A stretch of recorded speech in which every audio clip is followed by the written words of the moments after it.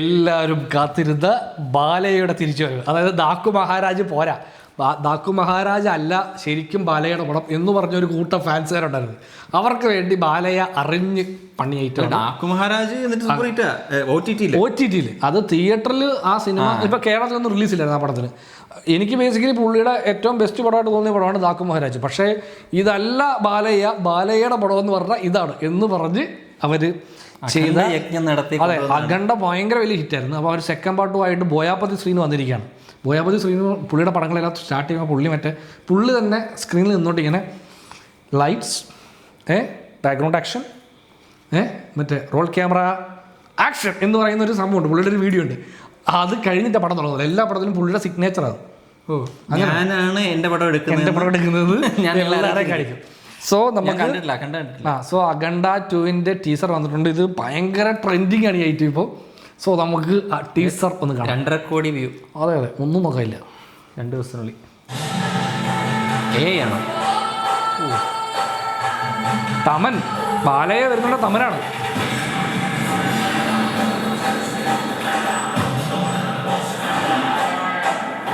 പൊടി പറഞ്ഞ എല്ലായിടത്തും അല്ലേ? ഗ്യാസുള്ള ഒരു സൂര്യത്തിന് അങ്ങേ അറ്റത്തൊക്കെ വെറുതെ ഇരിക്കുന്നുണ്ട് ഇമാര്. അതെ, ബാലയുടെ തോളി കിടന്നുറങ്ങാൻ ഭാഗ്യം കിട്ടിയമാരും. ഇതാണ് പടം. ഇതാണ് ഹെലികോപ്റ്റർ ബാലയ. എന്റെ മോനെ,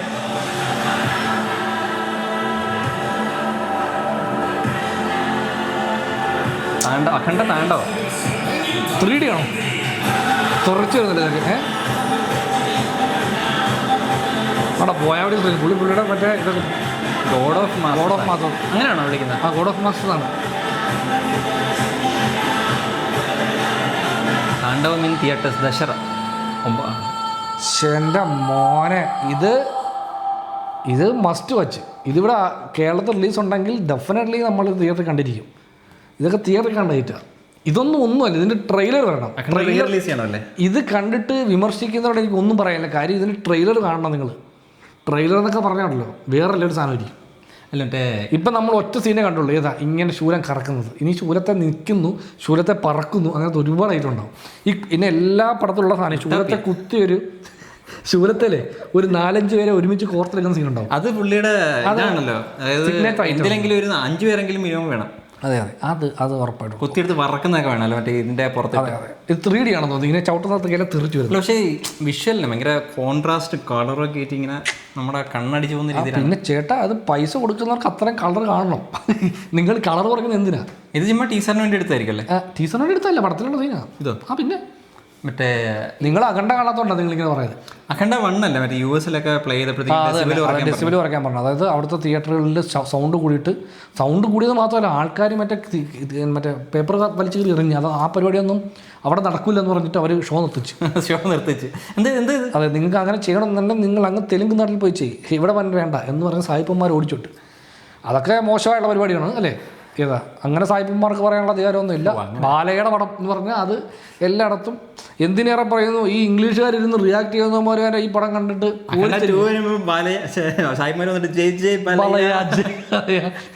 അല്ല, അത് ശരിക്കും ഞാൻ പുള്ളിയുടെ 2 പടം തിയേറ്ററിൽ കണ്ടിട്ടുണ്ട്. അതായത് വീരസിംഹ റെഡ്ഡിയും മറ്റേ പടം ലാസ്റ്റ് ഭഗവൻ കേസരിയും വീരസിംഹ റെഡ്ഡിയും തിയേറ്ററിൽ പോയി കണ്ടു. എവിടെ? കൊച്ചിയിൽ.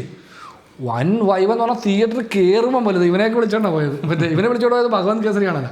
അപ്പോൾ ഭഗവൻ കേസരി കണ്ടപ്പോഴാണ് വീരസിംഹ റെഡ്ഡി അത്രയും കത്തിയില്ല പടത്തിൽ ആകെ ഒരു ഇൻ്റർവൽ സീക്വൻസേ ഉള്ളൂ. ഏതാ പുള്ളി മറ്റേ ഒരു ലോറിയുടെ മേളിൽ നിന്ന് ലോറി ഇങ്ങനെ ജമ്പ് ചെയ്ത് വരുമ്പോൾ ലോറിയുടെ ഫുൾ ബോഡി പൊളിച്ചിട്ട് ഏറെ നിൽക്കുക. ലോറി ഏറെ നിൽക്കുക, ഫുൾ ബോഡി അങ്ങ് പൊളിക്കുക. പുള്ളി അകത്ത് നിന്നുകൊണ്ട് ട്രെയിൻ സീറ്റിൽ ഇരുന്നിട്ട് മൊത്തം പൊളിച്ച് എന്നിട്ട് പുള്ളി ഇങ്ങനെ നിൽക്കുക എൻ്റെ ഫ്രണ്ടിൽ. എന്നിട്ട് ആ ഷോൾ എടുത്ത് ഇങ്ങനെ ഒരു വള്ളി, ഇതൊക്കെ എവിടുന്ന് ഈ വള്ളിയൊക്കെ വരുന്ന അറിയത്തില്ല. അതായത് ഒരു ലൈൻ കമ്പി പോലെ എന്തൊരു സാധനം അതേലിട്ട് പുള്ളി അതേ തൂളി വരും. അത്രേ ഉള്ളൂ. ആ ഒരു സീക്വൻസുള്ള പടത്തിലൊരു ഭയങ്കര വലിയ കത്തി സീൻ എന്ന് പറയാം. ബാക്കിയെല്ലാം നോർമൽ കത്തി സാധനങ്ങളാണ്. ഇത് കത്തിക്ക് വേണ്ടിയുള്ള പടം. ഇതിൻ്റെ ഈ പടം എനിക്ക് തോന്നുന്നു ഈ സിനിമ OTT-ൽ ഇറങ്ങി കഴിഞ്ഞപ്പോൾ, അഖണ്ഡ ഫസ്റ്റ് OTT-ൽ ഇറങ്ങിയപ്പോൾ ഒരുപാട് പേർക്ക് അത് ഇഷ്ടപ്പെട്ടു.